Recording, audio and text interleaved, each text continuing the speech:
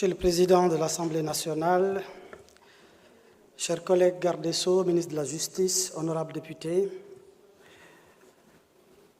je vais me limiter au périmètre circonscrit par le Président de l'Assemblée nationale, en espérant, comme à la fin, en ma qualité de ministre en charge des relations avec les institutions, j'aurai la parole pour peut-être, avant la levée de la séance, comme il est de coutume, me prononcer. Je vais simplement, après une demande persistante auprès du Président de l'Assemblée nationale, que je remercie enfin de m'avoir remis la parole, répondre aux quelques interpellations des honorables députés. À deux reprises, aujourd'hui, c'est l'honorable député Moussa Diakhaté qui m'interpelle au sujet des agents du pôle emploi, notamment les arriérés de salaire. Je réponds d'abord par dire et avouer publiquement ici que oui, nous avons des arriérés de salaire dus aux agents du pôle emploi. À date, 4 arriérés de salaire, bientôt 5. Et je me dois l'explication à cette auguste assemblée. Et peut-être le cordon ombilical sera tout de suite fait avec le sujet à l'ordre du jour. Mais d'abord au fait. Je rappelle que le budget ici voté par l'Assemblée nationale dédié au pôle emploi est de 10 milliards.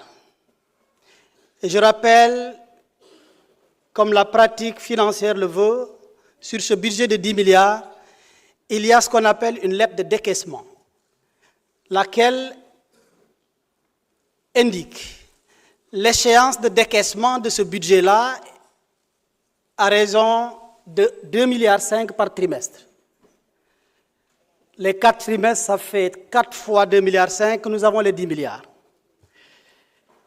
Le Pôle emploi compte entre 869 et 671. Je dis entre parce que les audits que j'ai engagés ont permis de voir beaucoup de disparités. C'est pourquoi je donne le segment. Malheureusement, il a été recruté du personnel sans aucune ligne dédiée au paiement de ce personnel. Qu'est-ce qui a été fait? Comment ils ont été payés depuis le début de l'année?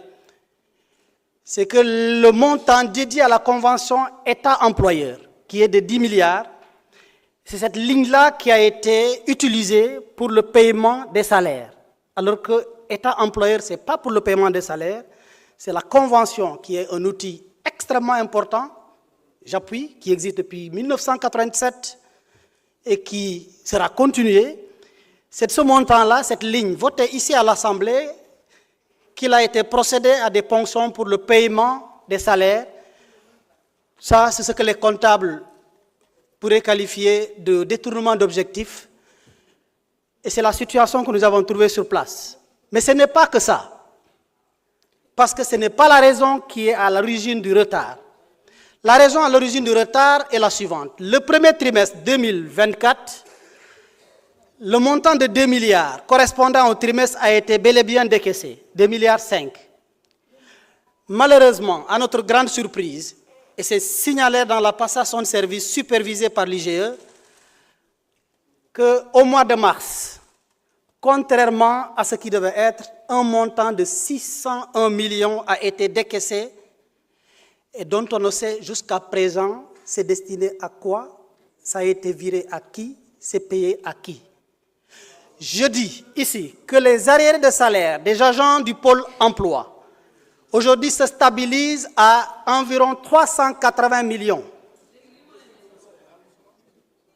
Je suis en train de dire et de répondre, je rappelle, que vous me donnez l'opportunité parce qu'en tant qu'homme d'État que nous aspirons, j'ai commencé une tournée où je regarde les agents du Pôle emploi droit dans les yeux, je ne vois que leurs larmes. Et je ne peux pas me permettre de leur dire les difficultés parce qu'en tant que ministre, je suis appelé à leur apporter des solutions. Mais c'est ici le lieu approprié, ici à l'Assemblée nationale, lorsque je fais l'objet d'interpellations, d'informer par rapport aux questions qui sont posées. Je rappelle et je continue que lorsque j'en ai remonté au Premier ministre, lorsque j'ai remonté l'information au Premier ministre, la première réaction était de se préoccuper de ces jeunes, qu'ils soient de l'APR, qu'ils soient d'ailleurs, ce sont des jeunes Sénégalais à qui nous devons l'État du Sénégal.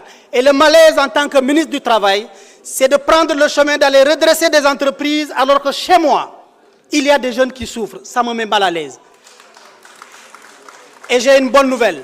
La bonne nouvelle, c'est que le Premier ministre m'a instruit d'abord de procéder aux audits et de payer sans distinction de couleur, sans distinction d'appartenance politique à tous ces jeunes qui sont recrutés parce qu'après tout, ce sont des Sénégalais. Nous avons finalisé les audits avec l'appui des gouverneurs et des inspecteurs du travail.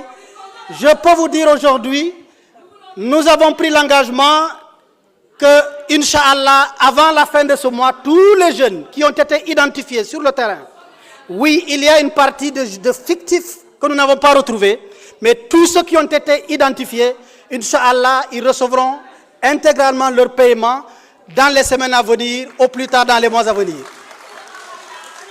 Monsieur le Président, telle est la réponse que je voulais apporter à cette auguste assemblée par rapport à la question qui était objet de mon interpellation. Je vous remercie.